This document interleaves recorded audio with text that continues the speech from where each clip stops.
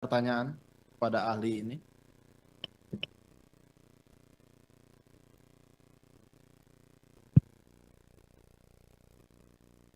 Terima kasih Yang Mulia. Terima kasih Dr. Asmi yang telah hadir dalam sidang kedua. Kami sangat tertarik dengan penjelasan ahli yang disampaikan tadi bahwa suatu putusan itu lengkap dan mencapai kebenaran material sesuai dengan ketentuan pasal 197 KUHP itu adalah huruf A sampai dengan F. Di mana titik yang krusial yang paling penting adalah pada huruf F, H, dan D. Yang ingin kami tanyakan kepada ahli untuk penegasan. Jika di dalam putusan itu mempertimbangkan tentang kemampuan bertanggung jawab seorang pelaku. Kemudian di sisi lain, di situ juga ada pertimbangan yang bunyinya tidak diketemukan alasan-alasan pemaaf maupun alasan-alasan pembenar. Kami ingin pendapat ahli. Apa sebenarnya maksud daripada ketika dalam putusan itu ternyata terhadap diri pelaku, diri terdakwa, tidak diketemukan alasan pemaaf maupun alasan pembenar. Mohon penjelasan. Mohon izin Yang Mulia, jika kita membaca dari hal tersebut, tentu selama dalam pemeriksaan dengan data yang ada dengan berkas perkara yang pada waktu itu tidak ditemukan alasan-alasan pembenar maupun pemaaf. Berarti orang itu bisa cakap untuk mempertanggungjawabkannya. Karena sebenarnya ada mempertimbangkan fakta, keadaan, alat bukti, hal memberatkan, hal meringankan dalam poin D tersebut.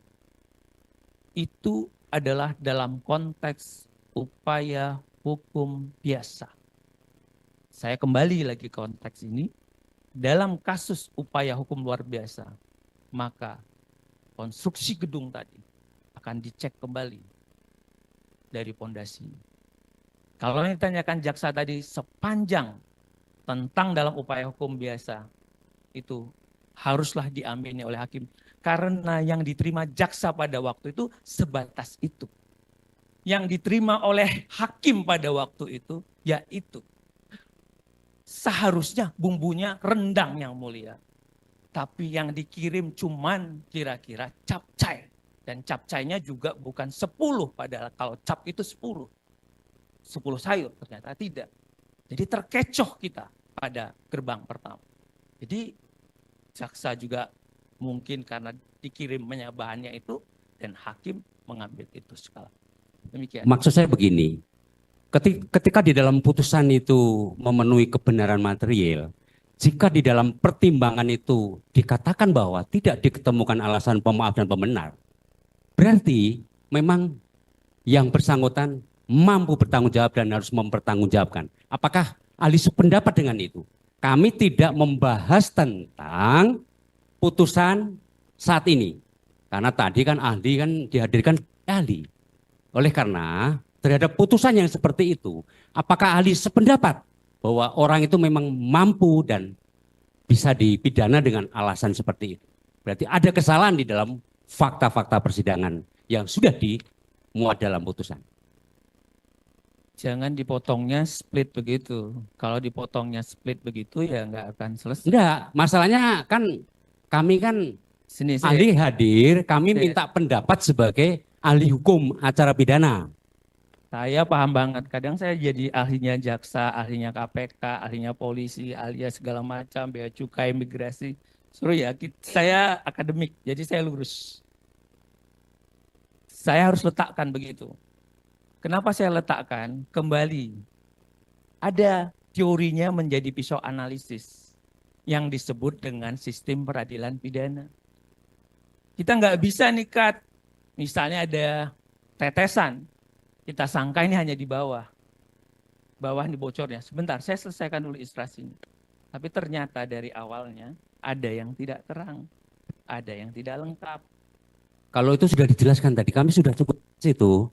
Kami hanya ingin penekanan, mohon maaf, putusan yang baik dan ke depan akan kita pergunakan. Itu kan yang kami ingin bangun seperti itu, Aldi. Yang mulia, kami dari penasihat hukum keberatan, kita serahkan ke ahli mau dijawab atau tidak mau dijawab. Kalau memang Aldi nggak bisa menjawab, ya karena nggak apa-apa. karena itu tidak relevan dengan apa yang disampaikan, mulia. Baik, itu pertanyaannya Pak.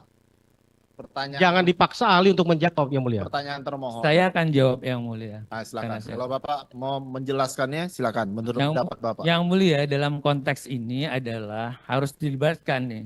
Ada spesies yang berbeda yang namanya PK. Kalau yang dibahas oleh beliau tadi kan itu masa lalu yang sudah lewat. Tapi saya dihadirkan di sini adalah melihat spektrum, ya kan, yang namanya PK. Saya ingin tarik semuanya. Kalau saya ditarik ke sana itu udah selesai. Makanya ditanyakanlah kepada 263, ada tidak keadaan baru, ada tidak kekeliruan, ada tidak ketidakcermatan. Seharusnya cut-nya di situ. Kalau saudara jaksa masih terkotak-kotak mikirnya begitu, ya nggak bisa selesai yang mulia. Saya udah bilang tadi, ini dari bawah pondasinya. Karena sekolahnya itu namanya ada sistem peradilan pidana. Bekerjanya polisi, bekerjanya jaksa, bekerjanya hakim. Kalau di-cut aja seolah-olah adalah putusan hakim, itu namanya lempar badan. Gitu loh. Lempar badan ke hakim dong kalau begitu. Seharusnya ya dari bawah kita lihat. Supaya kita tahu di mana ini sumber masalahnya. Inilah gunanya forum PK tersebut. Gitu Bisa, Pak. bisa Pendapat. dilanjutkan? Silakan Pak. Hanya sebatas itu jawabannya? Baik. Selanjutnya.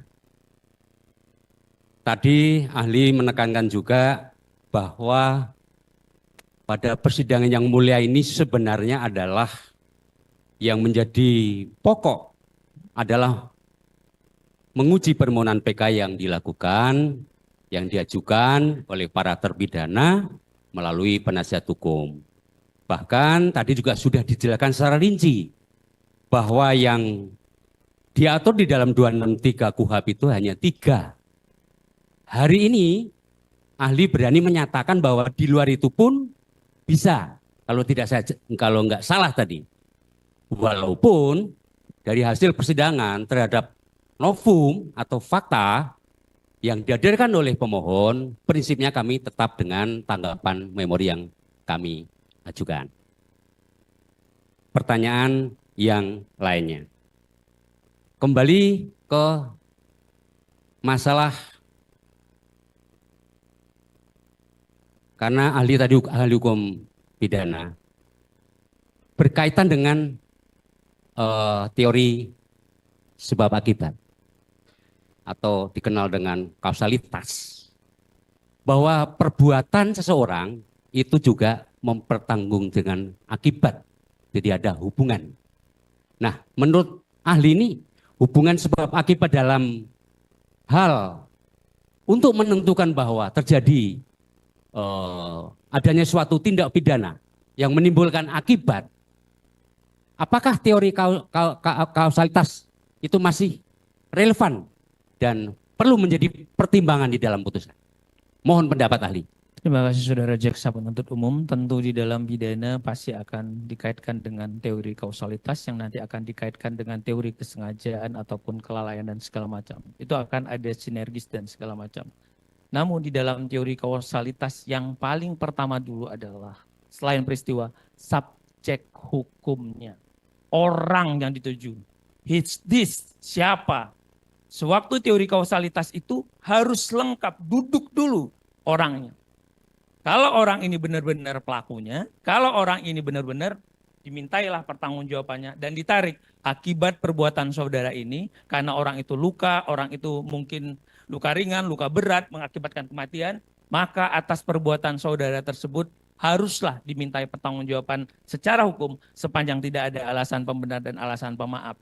Tapi dipastikan dulu apakah subjek hukum ini benar-benar baru ditarik kepada teori kausalitas.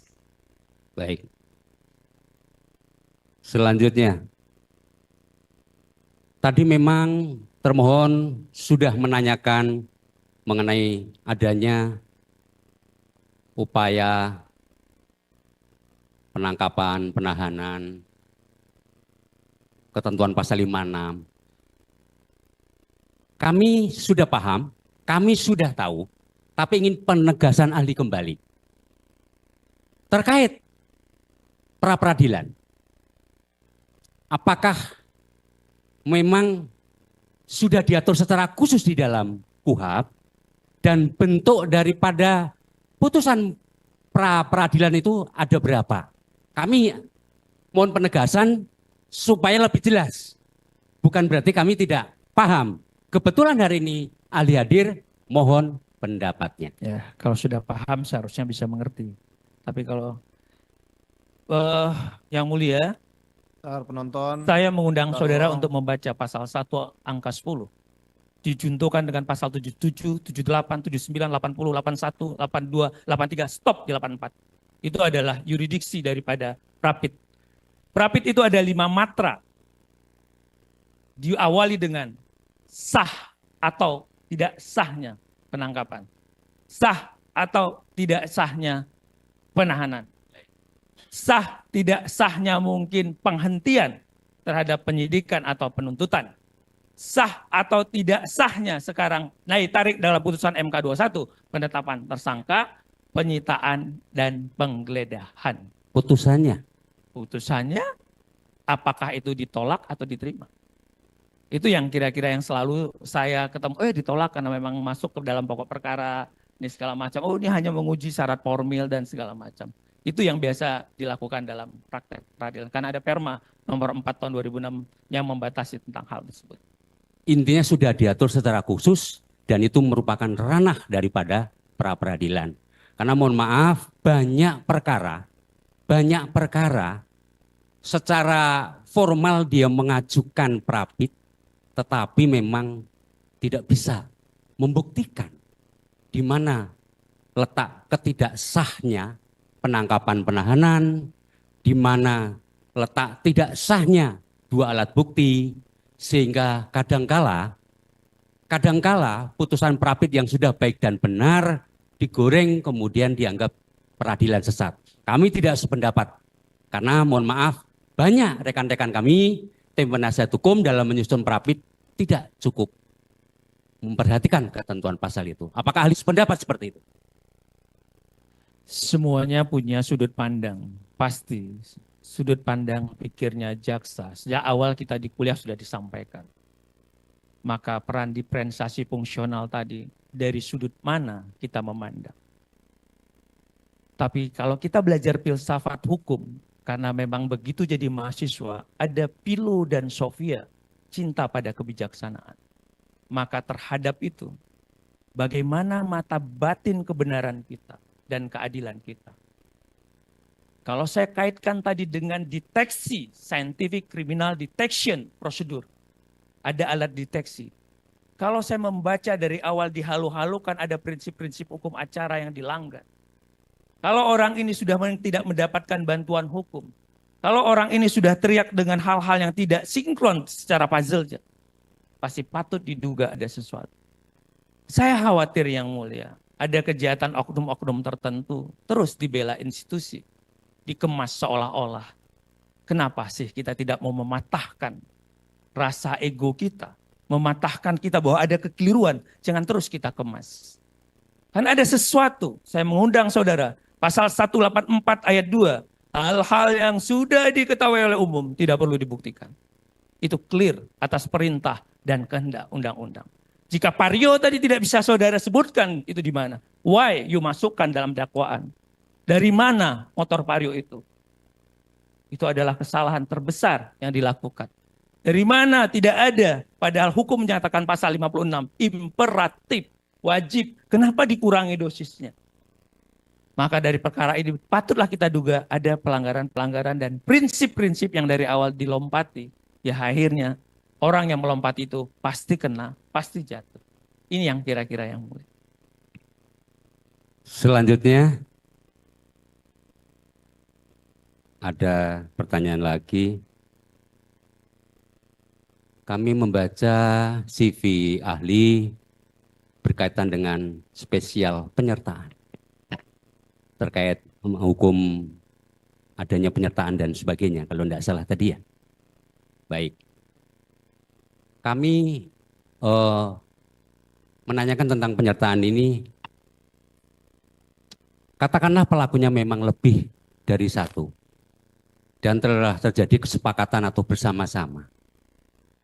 Namun si pelaku ini tidak sampai selesai dia melakukan perbuatan pidananya. Tetapi ada niat, ada kehendak bersama. Apakah terhadap kasus yang ikut melakukan tindak pidana tetapi tidak sampai selesai, menurut pendapat ahli, bisakah itu dianggap sebagai penyertaan? Mohon pendapat ahli. Siap, Yang Mulia, ini diatur dalam pasal 55 dan 56. Di situ sangat jelas. Sepanjang ada keinginan yang sama, sepanjang ada perbuatan fisik yang bersama, tentu dapatlah dikategorikan. Tapi untuk itu juga ada juga dalam pasal pidana yang menyatakan tentang percobaan pidana. Karena tidak selesainya perbuatan tersebut. Akhirnya jaksa biasanya akan mengidentifikasi dalam dakwaannya yang mulia. Kualifikasi apa yang dikenakan kepada orang yang tidak selesai. Kualifikasi pasal yang mana yang harusnya diterapkan. Jangan dipukul rata seperti dalam kasus ini. Ini yang memang menurut kita kurang begitu tepat. Tapi yang disampaikan oleh saudara jaksa adalah relevan. Yang tidak dilakukan adalah identifikasi atas persoalan ini. Si A melakukan apa, si B melakukan apa. Kalau hanya cuma memukul, kalau hanya ini kan ada pasal-pasal lain. Penganiayaan bukan didakwakan dengan pembunuhan seperti dalam perkara ini. Kami lanjutkan. Ketika kami membaca atau menafsirkan ketentuan 265 KUHP, selaku termohon menjelaskan bahwa pada pokoknya ketentuan 265 KUHP mensyaratkan hakim yang ditunjuk terkait sidang PK bukanlah hakim yang menyidangkan perkara semula. Sedangkan hakim yang ditunjuk menyidangkan perkara PK dibatasi kewenangannya, yakni sebatas penilaian formal. Sedangkan penilaian material merupakan kewenangan Mahkamah Agung RI. Yang kami tanyakan dan perlu pendapat ahli berkaitan dengan pendapat ahli maupun yang telah ditanyakan oleh tim penasihat hukum, makna dari 265 yang seperti ini seperti apa? Mohon penegasan ahli. Karena ahli adalah ahli hukum acara pidana. Itu 265 ayat berapa ya? Pasal 265 semua. 265 itu Iya. ada ayat 1, ayat 2, ayat 3, ayat 4, Betul. ayat 5. Kalau kita masuk satu komplek bingung kita. Baik.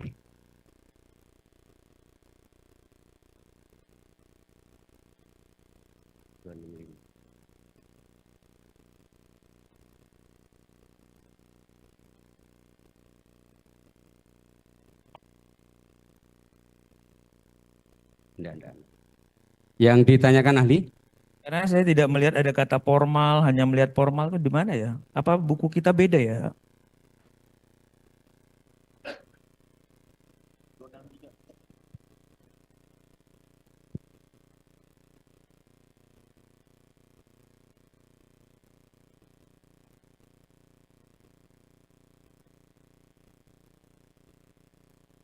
Itu poin 3. Poin 3. Maksudnya secara formal bukan berarti kami menafsirkan keliru, mensyaratkan hakim. Apakah Saudara ahli setuju jaksa 265 itu Mm-mm. hakim yang menyidangkan adalah berbeda dan hanya terkait masalah penilaian formal. Saudara jaksa, saya tadi Kalau substansi materialnya adalah Mahkamah Agung karena Hakim Agung lah yang berwenang memutus perkara ini. Sementara kita adalah dalam konteks memberikan pendapat dan kesimpulan. Ya, mohon izin saudara jaksa, saya mengkoreksi dulu tadi. Saya membaca lex scriptanya itu kan ada secara formal dan segala macam. Betul nggak? Ya. Tapi wajar kita salah, kita hilap. Sementara di 265 ayat 3 itu tidak ada narasi seperti itu. Ya, karena kalau membaca undang-undang itu diksinya harus jelas. Karena kita sekolah hukum. Jadi kalau saya membaca 265 ayat 3, atas pemeriksaan tersebut dibuatlah berita acara pemeriksaan yang ditandatangani oleh hakim, jaksa, pemohon, panitera. Berdasarkan berita acara itu dibuatlah berita acara pendapat yang ditandatangani oleh hakim dan panitera. Terus kalau di sini ada kata pemeriksaan, Kalau mohon izin dikaitkan pasal 1, pasal kan syarat formal itu. pasal 265 ayat 1. Ketua pengadilan setelah menerima permintaan peninjauan kembali sebagaimana dimaksud dalam pasal 263 ayat 1 menunjuk hakim yang tidak memeriksa perkara semula yang dimintakan peninjauan kembali tersebut memenuhi alasan sebagaimana dimaksud pada pasal 263 ayat 2. Untuk Betul. Berarti tafsiran 265 hakim yang ditunjuk menjalankan perkara sebatas penilaian formal. ya, kalau itu dibaca oleh orang yang sekolah ansih daripada membaca undang-undang. Tapi kita sekolahnya hukum. Hukum bisa ada rasa keadilan. Hukum tertulis dan tidak tertulis. Karena pendapat ahli maupun penasihat hukum yang lain juga berbeda. Kami menghargai itu. Nggak apa-apa. Makanya sepanjang kita menemukan gejala deteksi fakta-fakta tadi. Baik. Jangan kita abaikan ada fakta-fakta Baik. yang kurang. Kami sependapat itu. Baik. Lanjut Pak, kalau ada pertanyaannya.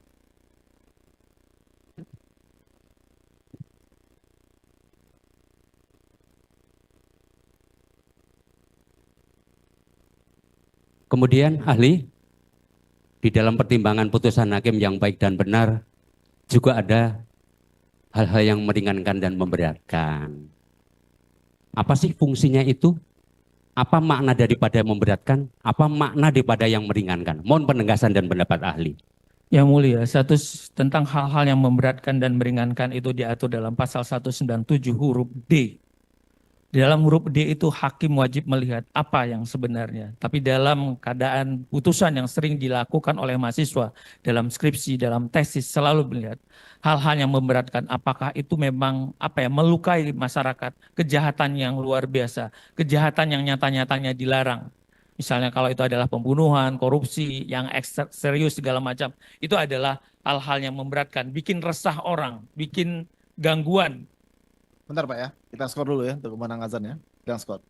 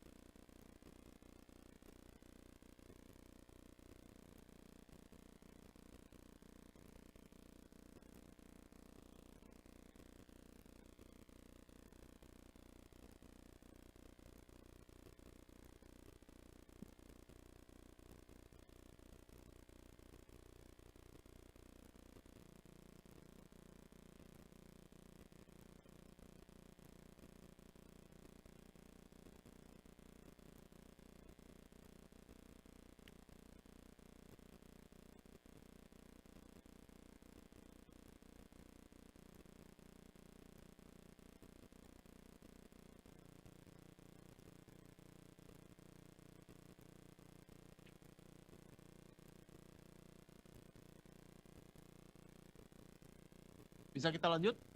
Dari pemohon? Dari termohon? Bisa? Ya. Skor cabut ya. Sidang tetap menyatakan terbuka untuk umum. Silakan Pak, dilanjutkan pertanyaannya. Baik. Yang mulia, saya lanjutkan tadi pertanyaan saudara jaksa menyatakan bagaimana melihat hal-hal yang memberatkan dan meringankan. Kalau tadi memberatkan sudah disampaikan antisosial, keresahan dan segala macam dan perbuatannya adalah serius, tentu itu menjadi pertimbangan di dalam persidangan. Hal-hal yang meringankan kalau kita lihat itu misalnya terdakwa jujur, tidak berbelit-belit, hal yang meringankan usianya masih muda, hal yang meringankan biasanya tulang punggung keluarga, cenderung hal-hal meringankan itu lebih kepada sisi humanis. Padahal secara akademik kita kepengen juga itu hal-hal yang meringankan masuk ke tadi identifikasi. Apakah orang tersebut pasif, aktif, maksimal melakukan tuntas. Tapi dalam putusan-putusan tampaknya, sekali lagi kami membaca di akademik terhadap putusan itu hanya mempertimbangkan aspek humanis. Demikian. Kami lanjutkan yang mulia. Tidak banyak. Kalau PH tadi kan 1 jam lebih. Gak apa-apa, Bapak mau 1 jam lebih, saya berikan juga Tidak. 1 jam. Kebetulan beliau Ya, jangan kesempatan Bapak yang Anda baik tidak berikan bisa 1 bertanya. jam. Bapak 1,5 jam juga boleh. Silakan Pak. Baik, kami lanjutkan. Jadi hilang pertanyaan.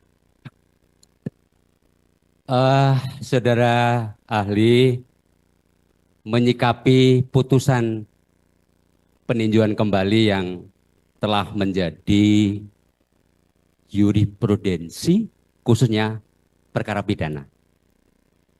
Kalau tadi tim penasihat hukum menitik beratkan kepada 3 poin di 263 ayat 2 dan 3 KUHP, adanya novum, adanya pertentangan berbagai keputusan, adanya kekhilafan maupun kekeliruan hakim. Kemudian ahli tadi menambahkan hal yang baru.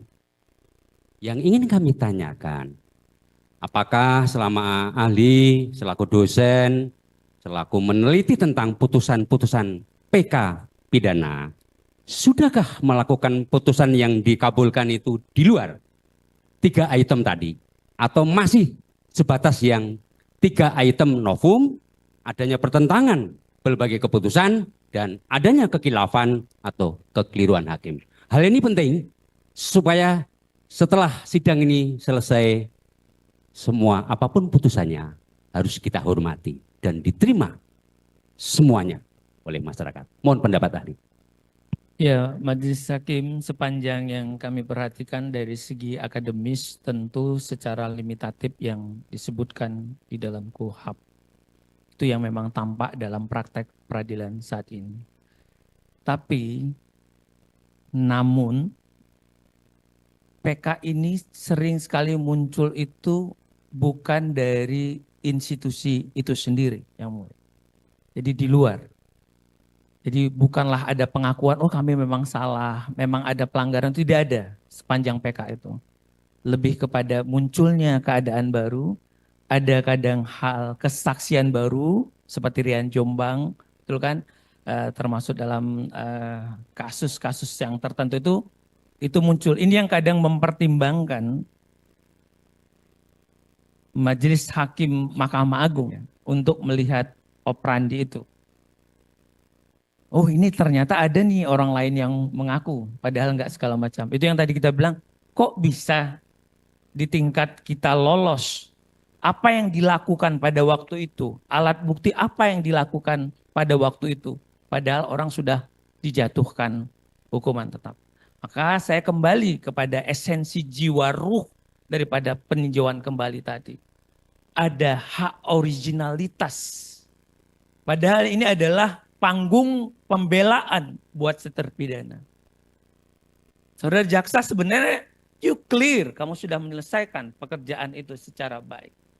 Tapi izinkan hari ini terpidana menggunakan hak originalitasnya, entitas dia atas kekeliruan negara menghukum, atas orang-orang yang menghukum dan merampas hak dia.